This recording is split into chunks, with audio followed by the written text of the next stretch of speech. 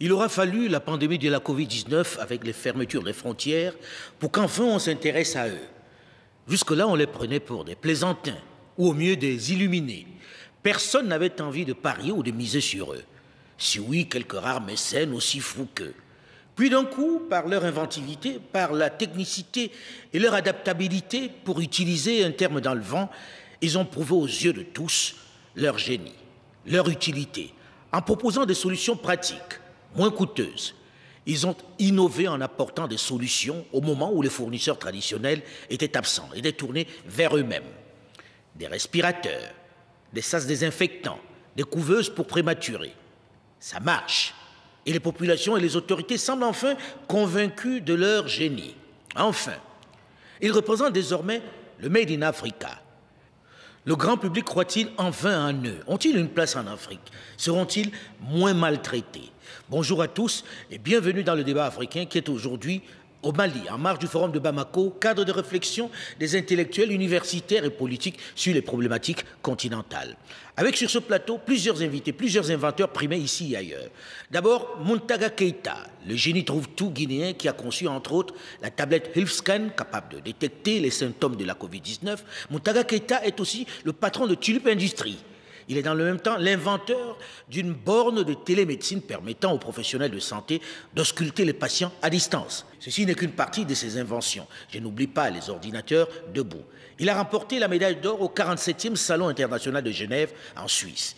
Il est cité parmi les 50 meilleurs innovateurs africains à Kigali. Bonjour Muntaga Keita. Bonjour. Merci d'être là. Second invité de ce plateau, Serge Armel Ndjidjou, le fondateur de Fab Labayu. Techno. Il est le champion de la lutte contre la mortalité infantile en fabriquant les couveuses néonatales interactives qui fonctionnent même en cas de coupure d'électricité. Au sein de l'Agence universitaire pour l'innovation, dans le climat de psychose de la Covid-19, il a créé le portique désinfectant au Cameroun, qui équipe désormais de nombreux édifices et administrations. Bonjour Serge Armel Ndjidjou. Bonjour M. Foucault. Troisième invité de ce plateau, des inventeurs Made in Africa, Chérif Aïdara, le patron d'Africa Solar, entrepreneur franco-malien en énergie solaire qui fabrique des lampes écologiques faites à partir d'éléments recyclés pour le Mali. Comme les deux autres invités, il a remporté de nombreux prix. Bonjour Chérif Aïdara. Bonjour Alain. Quatrième invité, le moins jeune du plateau, génie dans son domaine, le docteur Savaï Nyoumou, chirurgien, membre fondateur de l'Académie francophone de médecine, expert en télémédecine et e-santé, et expert de l'Union internationale des télécommunications. Bonjour et merci d'être là, docteur Savaï Nyoumou. Bonjour. Merci. Alors, sur ce plateau, on vous regarde un peu en se disant qui sont ces génies trouve-tout que l'on a amenés aujourd'hui. Je vais commencer par Muntaga Keita. On va d'abord savoir comment vous arrivez dans les inventions. Quelle est votre formation? Alors d'abord, je suis juriste à Paris, 4 années de droit, Université Paris 5. Ah, je ne m'attendais pas à ça. Ah si. Ensuite, aux États-Unis, eh bien, j'étais banquier, voilà, pendant 10 ans, dans les plus grosses banques américaines, y compris Bank of America, SunTrust Bank, directeur de banque. Mais une fois arrivé en Guinée, eh bien, j'ai constaté qu'il y avait des lacunes. Et ce n'était pas au niveau de l'esprit, ce n'était pas au niveau de l'intelligence, c'est plutôt les équipements. Tout ce qu'on importait, ça n'allait pas, ça ne marchait pas, ce n'était pas adapté. Donc il fallait bien que quelqu'un invente. Et comme il n'y avait personne, je me suis lancé. Vous vous êtes dit, je deviens le génie trouve-tout. Mais en même temps, quand on se dit, le bonhomme, ce n'est pas son domaine, les sciences, comment il fait pour se retrouver en train de fabriquer autant de machines, autant de choses utiles au quotidien, notamment dans le domaine de la médecine? Alors le cerveau humain est malléable. Le cerveau humain, tout ce que vous décidez de faire, vous pouvez le faire. Il suffit simplement, dans le passé, nous avions les bibliothèques. Eh bien, en Guinée, comme il n'y a pas de bibliothèque, il y a les réseaux sociaux, il y a Google, il y a YouTube, il y a les librairies en ligne. On peut s'auto-éduquer. Je me suis auto-éduqué tout seul avec les dessins 3D. Et c'est à partir de là que c'est parti.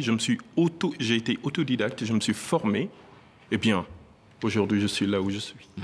Et vous avez trouvé une équipe sur place, des jeunes qui soient capables de monter, par exemple, cet appareil qui peut détecter les symptômes de la Covid-19. Au début, absolument pas. Alors, ce que j'ai fait, tout ce que j'ai appris, j'ai dû leur transmettre. La courbe d'apprentissage a été terrible, je dirais au départ, 6 mois, 1 an. Mais là, c'est parti de 2018. En ce moment, on a pu maintenant réaliser.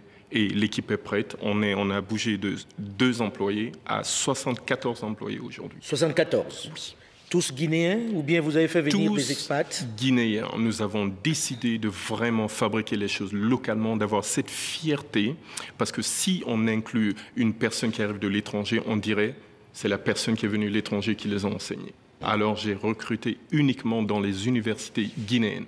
Gamal Abdel Nasser, l'université de Sanfonia, d'autres universités à côté. Chaque année, ils m'envoient des stagiaires et nous piochons dedans. Excusez-moi, j'ai envie de satisfaire une curiosité. Comment quelqu'un qui est juriste se retrouve en train de fabriquer une borne de télémédecine qui permet aux professionnels de santé d'ausculter des patients à distance?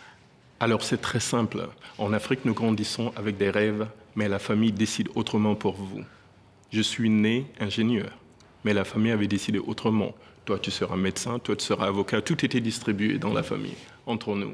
Donc avant ça, vous faisiez déjà des choses, vous inventiez des choses? Eh bien, avant ça, j'inventais. Depuis l'âge de 5 ans, je bricole avec la radio de papa ou bien la télé. J'ai démonté tout ce qui était dans la maison. À Paris, j'étais tout le temps à la bibliothèque des sciences de la Villette. C'était ma mecque, cette bibliothèque. Mais donc c'était une obligation de faire juriste? Ah oui, il fallait être avocat pour la famille, sinon ça n'allait pas. Alors j'ai rempli toutes mes obligations. Voilà. Ensuite, maintenant, je vis mes rêves. Et ça marche? Très bien. Bien. On va revenir à la confiance que peut accorder l'État ou pas à vous autres inventeurs qui arrivez dans un environnement où on ne vous attendait pas. Je suppose que Serge Armel Djidjou, vous aussi, lorsque vous disiez « je suis chercheur », on dit « oui, il cherche toujours ». Oui, bien sûr, bien sûr. Et dans mon cas d'ailleurs, je suis informaticien à la base, donc je suis rentré à l'université, je regardais plutôt le système d'information, gestion des notes, des choses comme ça. Donc j'étais loin, je n'étais même pas dans le périmètre technologique en tant que tel. Mais j'étais spectateur, parce qu'étant à l'université, du fait que les gens faisaient des soutenances extraordinaires, faisaient des prototypes dans les labos que je pouvais voir. Et j'étais scandalisé de voir que jamais, il n'y avait même pas un contre-exemple de quelque chose qu'on a élaboré à l'université et qui devenait un produit de consommation. Donc, c'est une frustration que j'ai traînée comme ça. J'ai eu la chance d'avoir une bonne carrière à l'université. J'ai été directeur de la planification, directeur de la coopération. Mais malgré ces fonctions, je n'ai pas pu mettre sur la table de manière suffisamment puissante un agenda qui fasse que de l'intérieur de l'université, on convertit ces prototypes. C'est comme ça. C'est-à-dire que c'était de la théorie, jamais quelque chose de pratique ne sortait. C'était toujours des discours. À Tchang, quand même, à mon université, on a fait des tentatives. Oui, on a fait des tentatives, on a fait une entreprise universitaire, mais sans qu'il n'en sorte quelque chose de concret. Donc, j'ai voulu à un moment donné sortir de cette frustration pour essayer. J'avoue que je ne me suis pas lancé avec des certitudes. Je me suis juste dit, c'est quand même anormal. Donc, plutôt que de bavarder, on va essayer pour voir où est-ce que ça coince réellement. Donc en fait, je fais de la recherche expérimentale. Je ne suis pas un businessman type. Je suis quelqu'un qui vient du milieu universitaire, qui veut trouver un business model qui permette qu'en Afrique, concrètement, on fabrique. Et je me heurte dans les difficultés, je cherche des solutions. Ma satisfaction serait peut-être d'avoir déblayé un chemin. Ne serait-ce qu'un itinéraire intellectuel. Alors, quelqu'un comme vous qui se retrouve en train de... Qu'est-ce qui vous amène à la couveuse électrique, la couveuse néonatale qui fonctionne à l'électricité, enfin, qui peut fonctionner sans électricité? Alors, je vais rebondir d'ailleurs sur l'interrogation que vous avez pour mon ami Keita. Il faut savoir que quand on est dans la position d'inventeur, on ne fabrique pas tout au détail. Parce que si vous êtes dans la perspective de penser que si on a fabriqué une couveuse, c'est qu'on l'a fait tout seul, comme un enfant qui fait le truc à la maison, c'est pas ça. L'inventeur, c'est celui qui a la pertinence de détecter le problème, d'avoir l'idée la plus globale et d'identifier les talents avec qui il va mettre en place. Donc, dans le cas de la couveuse, les couveuses, ça se fabrique depuis toujours. Mais pas chez nous. Elles viennent toujours d'ailleurs. Oui, elles viennent toujours d'ailleurs. Et même, il ne fallait pas juste répliquer les couveuses qui viennent d'ailleurs, au risque de tomber dans le même problème. Il fallait avoir la hauteur d'esprit de se dire, mais quel est le problème, quelle est l'originalité, par quel chemin? Parce que si on parle de la couveuse néonatale interactive, c'est pour des attributs spécifiques que nous avons donnés à cette couveuse. Le génie, c'est d'y avoir pensé. Alors, c'est quoi sa particularité? Parce qu'il faut que les gens sa particularité, c'est de défier l'indigence énergétique. Oui. C'est-à-dire que généralement, il y a des gosses dans les hôpitaux où on les place dans le peu de couveuses qu'il y a, qui meurent parce qu'il y a des délestages, par exemple. Il y a des délestages, il y a des baisses de tension. Il y a des baisses de tension. Il y a des va-et-vient. Et comme la couveuse, c'est fondamentalement une régulation électronique d'une enseigne, mais les cartes électroniques, elles plantent ou elles se foirent. Voilà. Et puis, les gens sont trop loin, on n'a pas la carte, ça vient de Chine, d'Inde, et tout ça. Il faut des mois et des mois pour que la couveuse refonctionne. Parfois, ça ne fonctionne jamais. Ouais. Il y a pénurie de couveuses, mais je peux vous dire qu'il y a tellement de couveuses au rebut. Donc, nous, on a tout de suite compris, c'est ça la créativité, qu'il faut une couveuse qui est résiliente, d'abord aux fluctuations énergétiques, et qu'en cas de coupure, elle puisse rester assez longtemps, le temps que le courant revienne. Et même que dans des endroits où il n'y a pas de courant du tout, que ça puisse fonctionner au solaire. L'autre problématique qu'on a résolue et qui fait la particularité de cette couveuse, c'est l'interactivité qu'on a introduite. Vous savez, chez nous, il y a peu de pédopédiatres. Donc, vous avez quelqu'un qui doit gérer 10 couveuses. La couveuse est connectée à son smartphone. Ça, c'est original. Ça veut dire que... Au smartphone du médecin. Voilà. Ça veut dire que il est au marché, il est je ne sais pas où, il peut, par curiosité, savoir l'état des couveuses. Et si on l'appelle pour lui dire qu'il y a une situation, il peut déclencher une vidéo pour voir qu'il y a une détresse respiratoire et donner les consignes appropriées. Donc cette interactivité, et puis autre chose que nous avons découvert, chemin faisant, je n'y pensais même pas au départ, mais pour les parents, c'est extraordinaire. Il y a une déconnexion quand vous faites un bébé prématuré. Parce que le bébé doit être dans une enceinte. Oui. L'accès n'est pas facile. On n'a pas le droit d'y entrer. Pour l'Africain, avoir la possibilité de voir sur le smartphone maintenant le bébé qui est en couveuse, ça crée une connexion inattendue. Et puis pour nous, les fabricants, cette interactivité, c'est du pain béni. Ça nous permet de faire la maintenance préventive, de voir ce qui se passe et d'imaginer de nouveaux modèles économiques. Vous imaginez bien qu'une couveuse connectée, je peux facturer à l'usage. Je peux facturer à tempérament, puisque je peux orienter le déclenchement de son fonctionnement. Vous disiez que vous n'étiez pas un businessman, mais vous y pensez quand même, c'est déjà pas mal. Alors, je me tourne vers vous. Vous, dans votre cas, j'ai envie de comprendre. Vous travaillez en France et vous décidez que, bon, voilà, je vais aller au pays, je vais aller au Mali, je vais faire des lampes écologiques au Mali, avec des objets recyclés. Ça vient comment? Quelle est votre formation à vous? En fait, moi, c'est assez atypique. En fait. Moi, j'ai fait une école de commerce, en fait. Décidément, il n'y a pas de technicien au départ. Exact. mais avant de faire l'école de commerce, moi, j'ai fait une bonne partie de ma vie, en fait, en Chine. Mon père était diplomate à l'ambassade du Mali en Chine. Donc, comme Montaga Keïta, et vous étiez en Chine, alors? Ah, excellent. De 98 en 2003. Donc, depuis très longtemps, en fait, moi, j'étais dans la commercialisation, dans la fabrication des produits. Notamment, j'ai vu en Chine comment ça fonctionnait. Donc, quand je suis rentré en France, donc j'ai commencé, donc, du coup, responsable commercial pour des groupes agents commerciaux. Et donc, ça me plaisait. Mais ce que je me suis rendu compte en rentrant au Mali, qu'il y avait vraiment un constat qui a été fait. C'était des coupures de courant tout le temps, des délestages. Suite à ce constat, en fait, lorsque je suis rentré en France, j'ai commencé à mettre en place un projet qui était de fabriquer des lanternes solaires, mais en Chine, dans un premier temps. Parce que la Chine avait le potentiel. Le seul inconvénient de ces produits, c'est que c'était des produits non recyclés. C'était des produits, c'était du polypropylène. C'était des produits fabriqués en Chine. Donc, il n'y avait pas de valeur ajoutée. Par contre, je me suis fait vraiment un réseau de distribution, on va dire. Donc, j'ai vraiment commercialisé un certain nombre de volumes à la diaspora. Donc, la diaspora africaine qui est basée en Europe, France, etc., via des e-commerce aussi. Donc, après, je me suis dit, pourquoi pas créer de la valeur ajoutée? Dans ce cas-là, il faut créer quelque chose localement. Pour le faire, il faut Donc, j'avais l'expertise pour la création. Vu que je suis venu en Chine, j'ai vu comment créer. Donc, pareil, j'ai appris sur le terrain. Donc, Internet, des amis et puis, j'ai fait une formation dans les énergies renouvelables et qui m'a permis d'avoir, on va dire, une expérience. Et donc, je suis reparti en Chine, donc, du coup, de chercher des composants électroniques que j'ai repris quelques-uns. Au départ, j'ai commencé avec 10 000 euros. Enfin, c'était vraiment rien du tout. Je suis rentré avec ces composants électroniques au Mali et j'ai commencé à assembler avec des amis, notamment multiculturels, mauritaniens, c'était pas forcément des Maliens, pour essayer d'avoir une lanterne solaire. Mais l'avantage qu'on avait, c'était des produits recyclés. Donc, du coup, on est parti sur un produit local. Le Mali, il y a le bois, le bambou.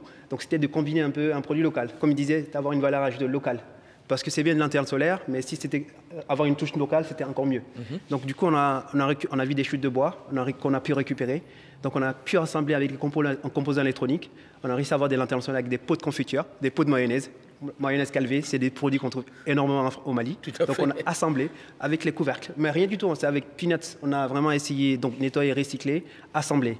Donc, du coup, après, on a retravaillé sur le packaging, tout process de commercialisation pour pouvoir le commercialiser. Donc, et vous avez trouvé des gens sur place qui avaient la qualification pour le faire? Au départ, non. Rien du tout. Non. C'était vraiment la difficulté que j'avais. Et jusqu'à présent, ce n'est pas aussi facile. Mais c'est vrai qu'à force de... On a eu des personnes qui ont été formées, clairement, qui ont suivi des formations. Donc, on a eu des accompagnements en tant que jeune entreprise. Et donc, on a des personnes qui ont compris le process de fabrication, entre notre process de fabrication de A à Z jusqu'à l'assemblage et jusqu'à la commercialisation. Donc effectivement aujourd'hui c'est plus facile, mais au départ on a mis quelques années avant d'arriver à ça en fait. Mais ça marche aujourd'hui. Ça marche. Ça marche. Produit fonctionnel, exactement. Et les Maliens vous font confiance. Exact. Voilà. Exact. Là je me tourne vers celui qui n'est pas le géo, trouve tout de ce plateau, mais qui est dans un domaine où lorsqu'on entend parler de ça, on se dit c'est l'affaire des grands médecins, c'est les grandes cliniques d'Europe qui peuvent travailler dessus. La question de la télémédecine. Vous êtes dans la télémédecine. Vous êtes un peu vu comme le pape de la télémédecine ici en Afrique. Comment vous vous retrouvez dans la télémédecine? Alors, ça a été un peu comme un hasard. Parce que comme vous l'avez dit, moi je suis chirurgien et j'ai exercé à Paris dans des grands hôpitaux, en particulier Saint-Joseph, l'hôpital américain, l'hôpital européen de Paris. Donc ce sont des endroits où je travaillais comme chirurgien. Je faisais beaucoup de microchirurgie et de l'urologie et tout ça. Mais les Africains me sollicitaient énormément, les ambassades, les gouvernements, et me sollicitaient pour des patients qui sont en France ou qui doivent se soigner en France, en Allemagne ou ailleurs. Et finalement, je m'occupais de ces patients et je me rendais compte qu'il y avait trop d'informations qui manquaient. Le médecin m'a envoyé, quand je lis jusqu'au bout, je me dis, mais de quoi il parle? Je ne comprends rien. Et je ne peux pas joindre le médecin. Alors j'ai attrapé quelques informations, je dis, vous êtes tout le temps en train de parler, d'aller vous promener sur la Lune. Moi, je veux des choses concrètes. Je veux que quand mon collègue là, il m'envoie un patient, s'il ne me donne pas l'information qu'il faut, ça ne passe pas. Il me dit, qu'est-ce que je veux? Je dis, si vous avez le temps, on le fait. Et on a créé en 2001 le premier DMP, dossier patient médical partagé. Ce qu'en France, ils essayent de faire jusqu'aujourd'hui. Et quand on l'a mis en place, à partir de 2003, vous pouvez être au Mali, vous regardez toutes les radios de votre patient qui est traité à l'hôpital américain. Ah oui? Directement, vous dites, ah non, ne prescrivez pas ce médicament parce que nous, on ne l'a pas au Mali. Des choses comme ça. Donc, on partageait déjà à l'époque... On créait un pont parce que généralement, ce pont-là, il n'existe pas. Tout à fait, ça n'existait pas. On a créé ça.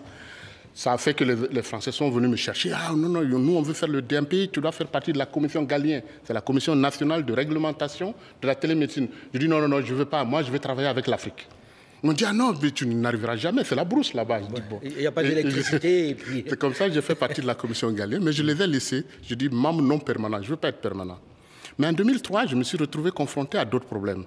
Je recevais des patients en opère du cœur, et ce patient-là, je ne peux pas le renvoyer dans son pays parce que j'ai besoin d'un électrocardiogramme tous les jours ou tous les 2 jours. Et dans son pays, c'est 3 semaines le rendez-vous. Et après, c'est un long monopiste qu'on ne peut pas photocopier, qu'on ne peut rien en faire. Et je suis obligé de les garder à Paris 2 mois pour un examen qui coûte 2 €. Ouais. Alors, j'ai dit non, ça ne peut pas continuer. Je suis allé jusqu'à Montpellier voir l'université, la fac, où ils surveillaient tous les pacemakers qui sont posés en France. De là-bas, ils les surveillaient. Je dis, bon, écoutez, moi, j'en ai marre, je veux un électrocardiogramme, quelque chose qui me donne les informations que je veux, quel que soit l'endroit où est le patient. Ah oui, mais c'est compliqué, et puis de toute façon, je dis, ça ne vous regarde pas. Moi, je le veux. Vous êtes toujours en train de définir nos besoins pour nous. Laissez-nous définir, je le veux. Vous pouvez le faire ou vous ne pouvez pas le faire. C'est tout ce que je pose comme question. Ah oui, c'est possible. Je dis, bon, allez, on y va. Et j'ai créé un appareil de télésurveillance cardiaque. Et à l'époque, je pouvais le donner au patient, il rentre au Burkina n'importe où, tous les matins, à se lever, il appuie sur le... Si c'est vert, c'est bon, si c'est rouge, c'est mauvais, il recommence.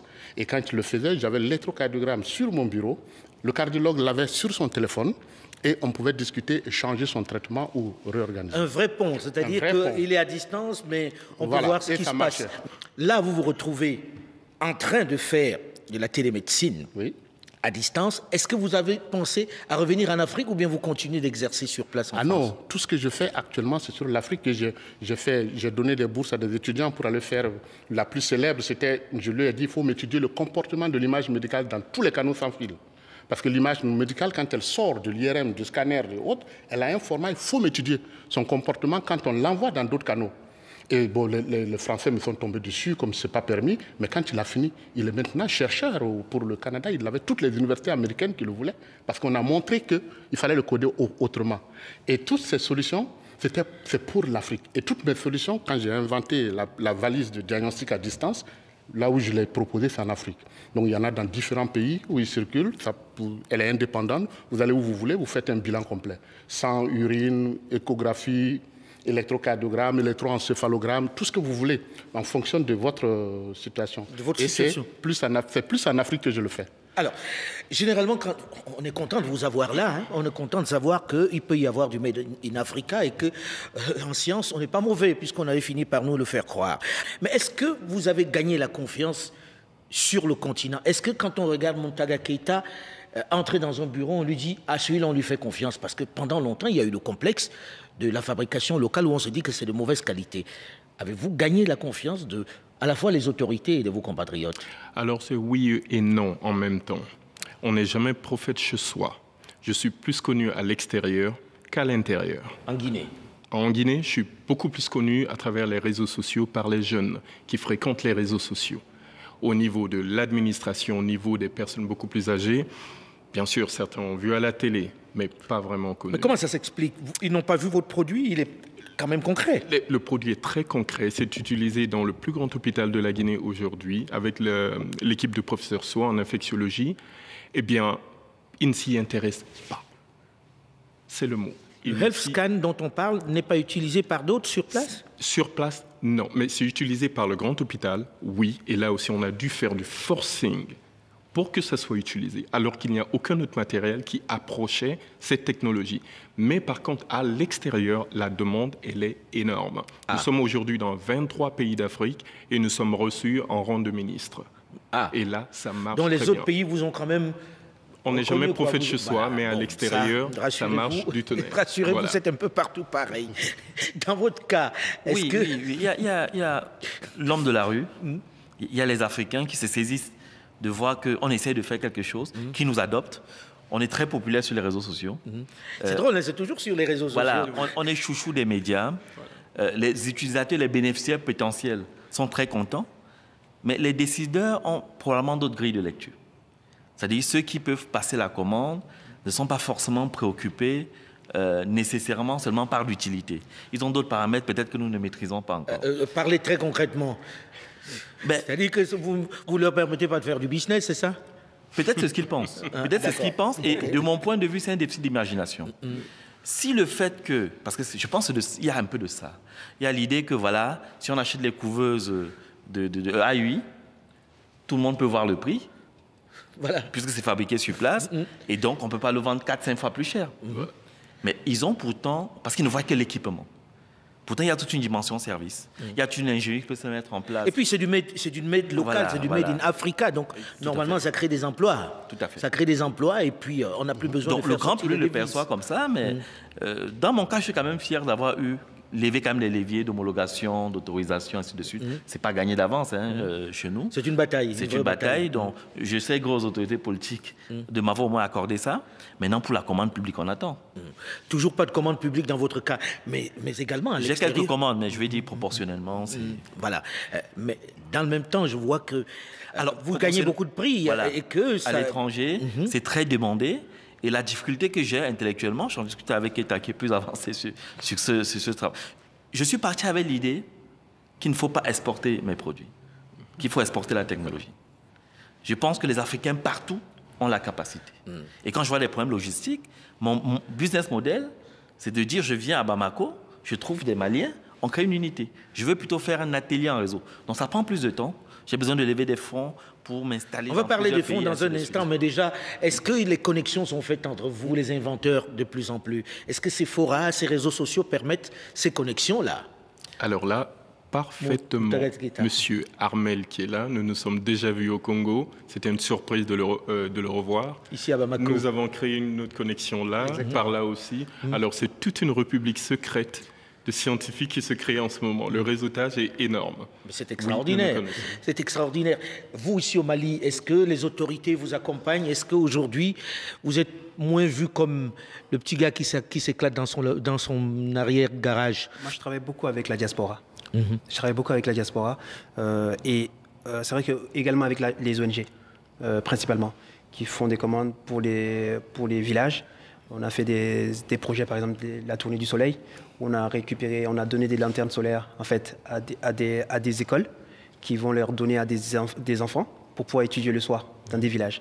Donc c'est des projets vraiment à l'impact social, donc, qui sont financés donc, automatiquement par les ONG. Donc on a moins de relations avec le public, on va dire.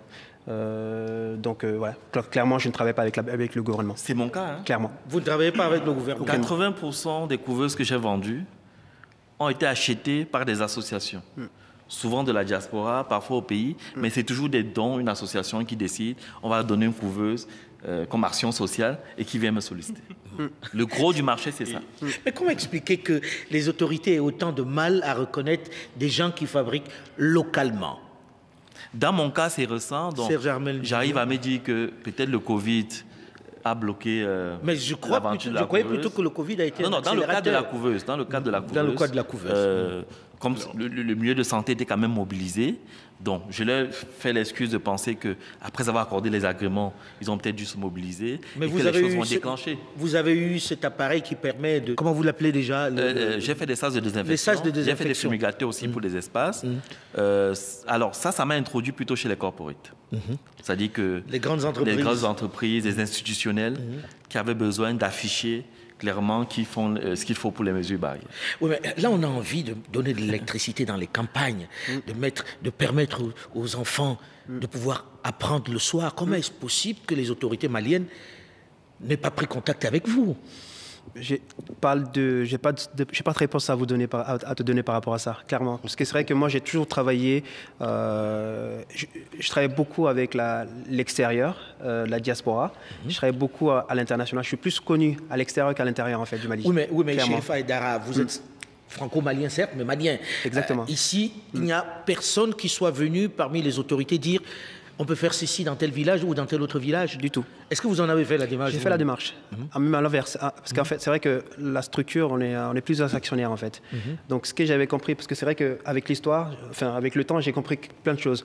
Moi, au départ, ça fait depuis 2011 que j'avais cette idée-là. J'étais venu pour la mettre en place, j'étais encore plus jeune. Quand je suis venu, personne ne m'a écouté, clairement. Ce que j'ai décidé, c'est de rentrer en France et donc de voir avec mes associés, donc un Français, de revenir avec lui. Et ça va changer la donne. De rencontrer des... Donc quand on voit le blanc devant, on se dit « Ah, ça doit être bon ». Ça a changé la donne. En tout cas, j'ai eu des portes qui se sont ouvertes. Mon Dieu. Malheureusement. Ou heureusement, parce qu'il y avait un blanc devant, on s'est dit « Ah ». En tout cas, j'ai compris qu'il y avait un avantage. Il y avait un avantage d'avoir quelqu'un d'ancien, âgé quand même. Et on a rencontré des personnes.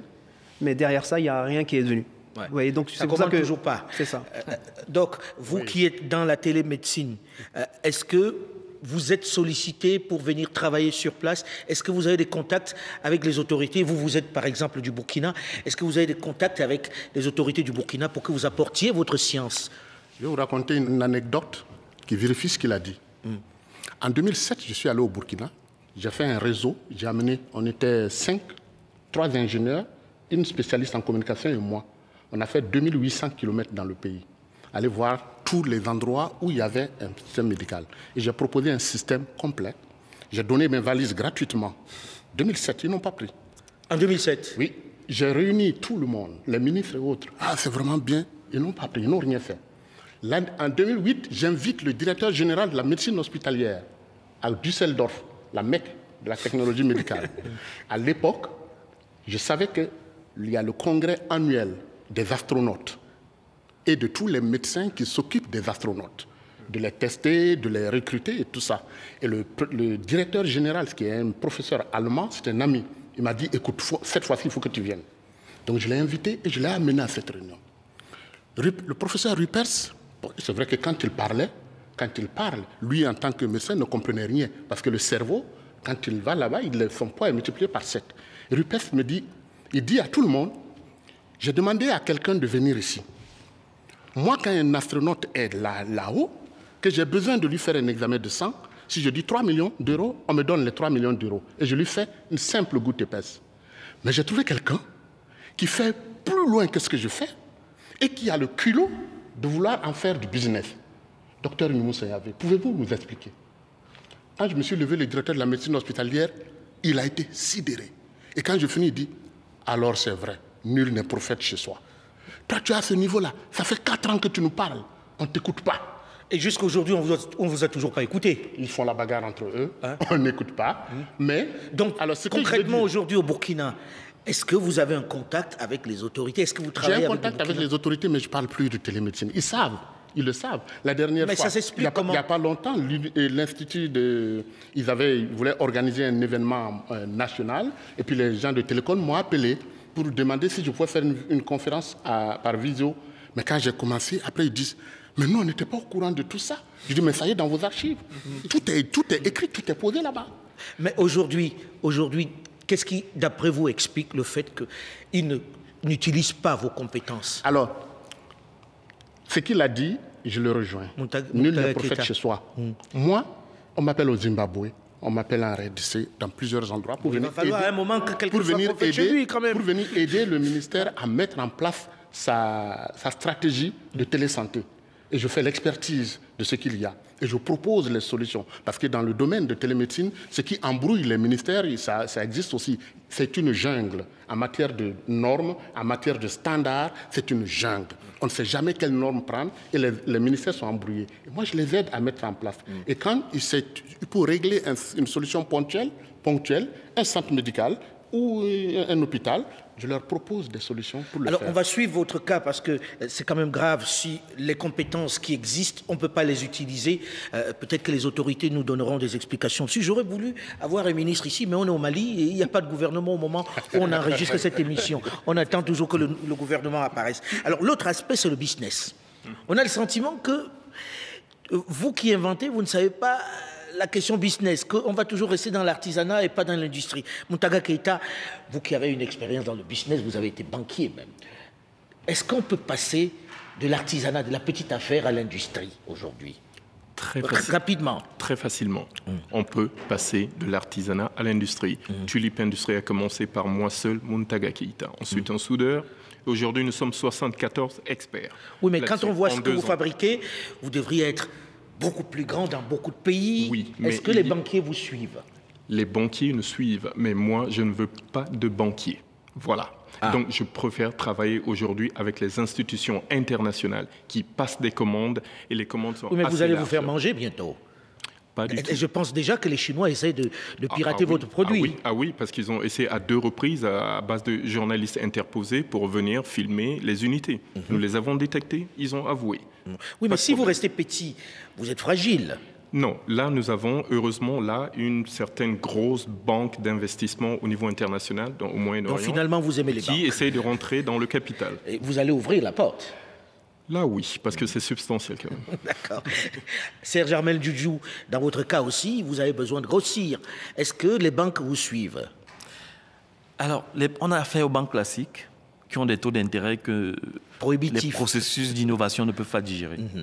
Donc, on va aller probablement vers du crowdfunding, des moyens alternatifs. Il faut expliquer ce que c'est, c'est-à-dire... Oui, c'est-à-dire que on va lever des fonds sur les réseaux sociaux. Maintenant qu'on a une certaine notoriété, maintenant que tout le monde sait ce qu'on fait, et que ce qu'on fait est bien et portable, c'est clair que l'horizon qui peut permettre que ce que nous faisons soit soutenable, ça doit être de l'Afrique.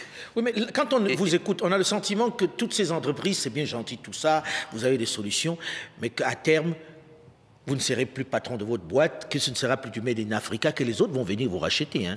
Quand on écoute généralement quand nous disons modèles économiques. Modèles de financement alternatifs, comme le crowdfunding, c'est-à-dire c'est l'appel à on n'enlève pas beaucoup de fonds avec ça quand même. Hein. Oui. Ça reste quand même assez limité. Tout à fait, mais il faut avoir un certain volume pour aller vers... En fait, c'est par palier que ça fonctionne. Aujourd'hui, je veux 3 millions de $. C'est vrai, mais si je les avais, je serais bien structuré pour aller peut-être à la BAD, demander plus. Oui, mais la BAD ne vous prêtera pas de l'argent comme ça facilement, non? Il faut déjà que j'ai la taille qui me permet de discuter avec la BAD. Donc comment faire ça? Est-ce que vous ne devez pas être accompagné, et là je me tourne vers Aïdara, est-ce que vous ne devez pas être accompagné aussi des financiers, des gens qui vous disent voici le modèle qu'il faut mettre en place, parce qu'à force on va toujours pleurer et d'autres vont venir récupérer ce que vous avez fabriqué. C'est hyper important d'avoir des financiers avec soi. Mais moi, je voulais revenir, avant de répondre à ça, à la question précédente. Moi, aujourd'hui, par exemple, j'ai eu des prêts bancaires que j'ai refusés. J'ai la chance d'avoir des prêts bancaires à l'international à des taux considérablement bas. Aujourd'hui, un prêt bancaire à 7-9% au Mali, alors que j'ai des taux à moins de 1% en France. Je ne vais même pas réfléchir à 2 fois. Donc clairement, par rapport à ce paramètre-là, je suis autonome sur ce point-là. Donc financièrement, je suis autonome. Oui, mais est-ce que vous en avez suffisamment pour devenir une vraie industrie, pour sortir, on va dire, de la PME et devenir une vraie structure industrielle? Au niveau de ma stratégie, en fait, en l'occurrence, j'ai diversifié les activités. Aujourd'hui, Africa Solar, en tout cas en l'occurrence, la partie Mali, sur le long terme, je ne vois pas une industrialisation du produit. Clairement, je suis optimiste, mais réaliste. Voilà. Donc au final, je garde ça reste une PME. Ça reste une PME qui est autonome, qui arrive à avoir, avec les 6 salariés qu'on a aujourd'hui, qui se prennent en charge avec un réseau de distribution. Pourtant, ce que vous faites est hyper important pour les zones rurales essentiellement. Donc ça risque de mourir demain parce que vous ne l'avez pas industrialisé. Est-ce que vous n'allez pas le regretter? Ça demande de la réflexion aujourd'hui. C'est vrai que c'est une réflexion qu'il faut avoir avec les 2 autres associés que j'ai. Docteur, on a le sentiment que la plupart d'entre vous, vous êtes doués pour inventer, mais pour en faire une industrie, c'est les autres qui vont venir et après on va se plaindre en disant « oui, ils nous ont tout mangé », mais peut-être qu'on n'était pas capable de le faire. Est-ce qu'il n'y a pas une vraie réflexion à avoir pour devenir des industries, tout simplement, et faire du Made in Africa à une grosse échelle? Ce que vous dites est extrêmement important et c'est pour ça que c'est important qu'on soit tous ensemble ici. Parce qu'il y a les caïmans. Qu'on appelle les crocodiles. Les crocodiles, ils sont ces bouches ouvertes comme ça, ils n'attendent que pour happer. Absolument. Ils sont capables de venir l'attraper, lui donner, bon, voilà, 50 millions d'euros. Tu prends et puis on rachète. Et puis, voilà. Lui, il sera content, mais ils vont prendre ça et puis mettre dans le tiroir et puis c'est fini. Donc, il est important. Et lui, il sera en train de profiter de son argent ailleurs. C'est important que cette réflexion. C'est pas bien, ça, Serge Armel. Ça fait maintenant 20 ans. Mais ce qu'il a dit, je suis très content de son argument sur la diversification. Mais parce que votre question rejoint ce qu'on dit toujours. Mais est-ce que vous pensez que l'industrie, c'est même le modèle africain? Mais on est dans un monde, le monde c'est partout l'industrie. Là, c'est un standard occidental. Le monde, il est grand, mais nous, les praticiens, on est en train de comprendre qu'en Afrique, le chemin, c'est pas de faire l'immense usine comme BMW et comme ça. Parce que la logistique, c'est vrai qu'on dit maintenant qu'on fait la zone de libre-échange. Si je produis des milliers de couveuses au Cameroun, en espérant les distribuer dans beaucoup de pays, je suis sûr que c'est un modèle qui ne marche pas. Je le vois tous les jours. Oui, mais là vous avez pensé peut-être petit, non? Parce que non, là, vous avez dit, on peut penser grand. On peut penser grand. Il y a 1,2 milliard de clients potentiels. Oui, et vous pensez Cameroun. Est-ce que ce n'est pas un peu réducteur? Je dis dans l'industrie, il est fixé quelque part. Par contre, ce qu'on peut faire, c'est 50 ateliers en réseau. Exactement. Moi, je pense qu'il voulait lancer une diversification. C'était d'avoir des mini-ateliers en réseau. C'est ça qui est plus adapté. Oui, docteur, rapidement, il veut terminer, surtout que le temps tourne vite. Voilà, donc que je termine. En fait, il y a une combinaison de ce que vous dites. Parce que les grands, si vous les appelez, ils vont vous happer. Et quand ils vont progressivement, ils vous éjectent. Mais quand je prends, par exemple, moi, mon modèle, aujourd'hui, on a des modèles économiques qui peuvent fonctionner et on va devenir grands, mais tous grands ensemble. Quand j'ai commencé la télécardiologie au Cameroun, malheureusement, ils étaient très gourmands, ils n'ont rien compris. Je voulais produire les ARC, les ECG là-bas et distribuer. Les jeunes là ont voulu... donc ça, c'est autre chose. Mais aujourd'hui, par exemple, quand je prends ici au Mali, moi, je suis venu, ça fait 6 mois, j'ai discuté avec tous les pharmaciens.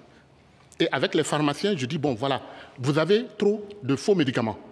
Ça tue les gens. Il y a 700 000 morts par an en Afrique pour les faux médicaments de palu et de tuberculose. Je dis, je vous fais la traçabilité, la carte d'identité de chaque médicament pour que ce qui rentre dans votre pharmacie, quand ça sort, on sait exactement qu'est-ce qui sort et qu'est-ce que les gens prennent. Ils sont très contents et ils vont payer pour avoir ces solutions.